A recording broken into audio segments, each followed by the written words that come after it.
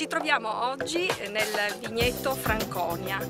un vitigno particolarmente raro nel panorama viticolo italiano, ma fortemente rappresentativo per la nostra azienda Moletto. Da esso otteniamo un vino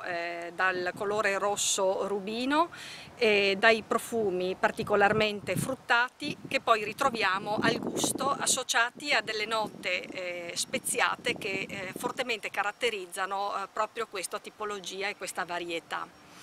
E che fanno sì che esso sia perfetto non solo come vino da degustazione, quindi per scoprirne proprio le caratteristiche più profonde, ma anche perfetto in abbinamento non solo a piatti, a primi piatti particolarmente saporiti, ma soprattutto anche a molti piatti che contengano delle spezie.